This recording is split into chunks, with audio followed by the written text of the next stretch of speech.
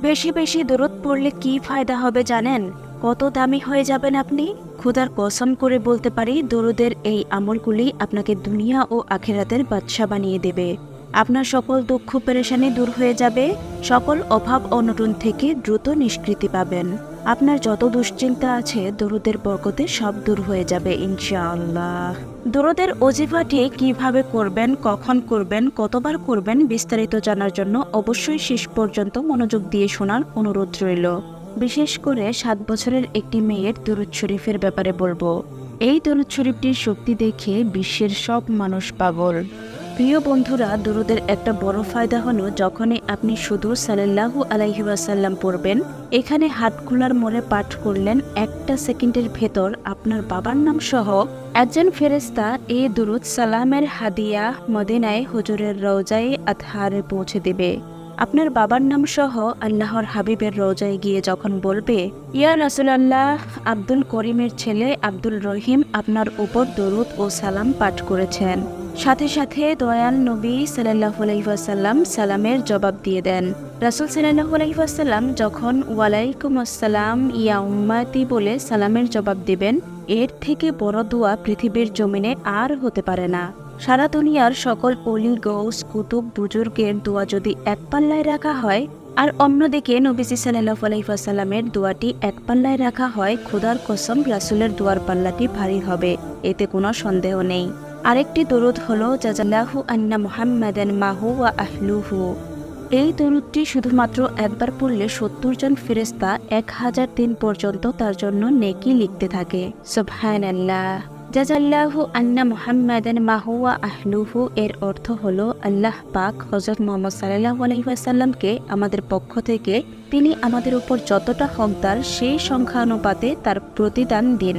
তিরমিজি শরীফের 484 নং হাদিসের বর্ণনায় রাসূল সাল্লাল্লাহু আলাইহি ওয়াসাল্লাম ইরশাদ করেন, কিয়ামতের দিন আমার নিকটতম ব্যক্তি হবে সে যে দুনিয়ায় আমার উপর বেশি পরিমাণে দরুদ শরীফ পড়েছে।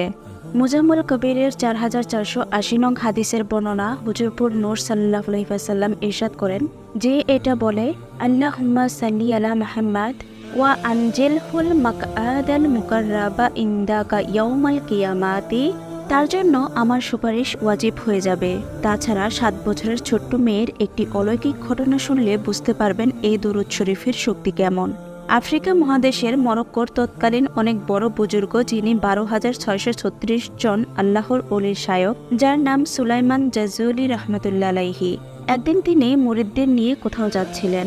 জোহরের নামাজের সময় উপস্থিত হলে তিনি ওযু করার জন্য একটি কুয়ার পাশে গেলেন, কিন্তু পানি অনেক নিচে ছিল, যা হাত দিয়ে নাগাল পাওয়া সম্ভব নয়। আবার তিনি আশপাশ খোঁজাখুঁজি করে পাত্র, রশি বা এমন কোনো কিছুই পেলেন না যা দিয়ে তিনি পানি উত্তোলন করবেন। তিনি কিছুটা অস্থির ও চিন্তিত হয়ে গেলেন। কি রূপে পানি উঠানো যায়? এমতো অবস্থায় দেখলেন একজন বালিকা পাশের একটি ঘর থেকে তার দিকে আসছে। কাছে এসে পরিচয় জানতে চাইল। ইমাম জাজুলি তার পরিচয় দিলেন এবং প্রয়োজনের কথা জানালেন। জাজুলিকে চেনার পর বালিকাটি বলল, লোকজন আপনার এত প্রশংসা করে, আপনি এত বড় ওলি, আপনার এত নাম শুনলাম, অথচ আপনি একটি কুয়া থেকে পানি উঠাতে পারছেন না। তখন বালিকা কুয়ার মধ্যে থুথু নিক্ষেপ করল। সাথে সাথে কুয়ার অতল গর্ত হতে পানি উথলে উঠে কুয়ার কানাসমূহ ভরে গেল। শায়খ জাজুলি এবং মুরিদগণ সহ উঁচু করে নামাজ আদায় করলেন। অতঃপর ওই ঘরের নিকট গিয়ে সুলাইমান জাজুলি রহমাতুল্লাহ আলাইহি ওই বালিকাকে বললেন, মা, খুদার কসম বলো তো, কিভাবে তুমি এই বুজুর্গি লাভ করেছ? কি আমল করে এই সম্মান অর্জন করেছ? বালিকা বললেন, জনমানবহীন প্রান্তরে পথ চলার সময় বন্যপ্রাণীরা যার পিছু পিছু আসত, তার প্রতি বেশি বেশি দরুদ শরীফ পড়ার বরকতে। বালিকার মুখে মনোমুগ্ধকর এমন কথা শুনে ইমাম জাজুলি রহমাতুল্লাহ আলাইহি এর মনে দরুদ শরীফের প্রতি নতুনভাবে আগ্রহ সৃষ্টি হলো। তিনি দরুদ শরীফ সংকলনের নিয়ত করলেন এবং কিতাব আকারে সন্নিবেশিত করলেন। কিতাবের নাম রাখলেন দালাইলুল খায়রাত।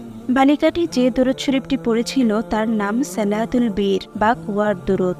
সালাতুল বীর বা কুয়ার দরুদটি হলো, আল্লাহুম্মা সাল্লি আলা সাইয়্যিদিনা ওয়া মাওলানা মুহাম্মাদিন ওয়া আলা আলি সাইয়্যিদিনা ওয়া মাওলানা মুহাম্মাদিন সালাতান দাইয়িমাতান মাকবুলাতান তুআদ্দি বিহা আন্না হাক্কাহুল আযীম ওয়া সাল্লাল্লাহু তাআলা আলা হাবিবিহি ওয়া নাবিয়্যিহি ওয়া মাজহারি ইসমিহিল আজামি ওয়া আলা আলিহি ওয়া ইতরাতিহি ওয়া আসহাবিহি ওয়া আউলিয়াই উম্মাতিহি বিআদাদি কুল্লি মালুমিল্লাহ।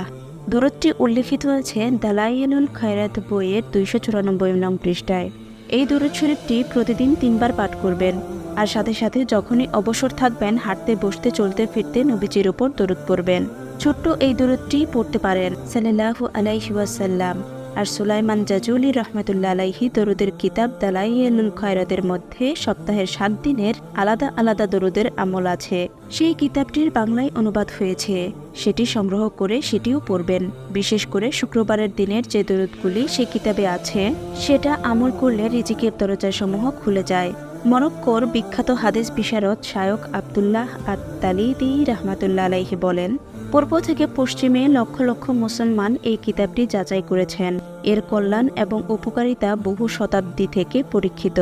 দালাইলুল খায়রাত কিতাবটি মহান আল্লাহর দরবারে এতটাই মকবুল যে পৃথিবীর প্রায় সকল তরিকার অনুসারীরা এই কিতাবটি গুরুত্বের সাথে তেলাওয়াত করে থাকে। সালাতুল বীর বা কুয়ার দরুদটি হল আল্লাহুম্মা সাল্লি আলা সাইয়্যিদিনা ওয়া মাওলানা মুহাম্মাদিন ওয়া আলা আলি সাইয়্যিদিনা ওয়া মাওলানা মুহাম্মাদিন সালাতান দাইয়িমাতান মাকবুলাতান তুআদ্দি বিহা আন্না হাক্কাহুল আযীম ওয়া সাল্লাল্লাহু তাআলা আলা হাবিবিহি ওয়া নাবিয়িহি ওয়া মাজহারি ইসমিহিল আজামি ওয়া আলা আলিহি ওয়া ইতরাতিহি ওয়া আসহাবিহি ওয়া আউলিয়াই উম্মাতিহি বিআদাদি কুল্লি মালুমিল্লাহ। মহান আল্লাহ তাআলা রাব্বুল আলামিন দিনে এবং রাতে আমাদের বেশি বেশি দরুদ আমল করার তৌফিক দান করুন, আমিন। প্রিয় ভাই ও বোনেরা, আপনি যদি আমাদের চ্যানেলে নতুন দর্শক হয়ে থাকেন তাহলে অবশ্যই এখনই আমাদের চ্যানেলটি সাবস্ক্রাইব করে আমাদের সাথেই থাকবেন। আপনার সুস্থতা কামনা করে আজকের ভিডিওটি এখানেই শেষ করছি। ভালো থাকবেন সবাই। আসসালামু আলাইকুম ওয়া রাহমাতুল্লাহ।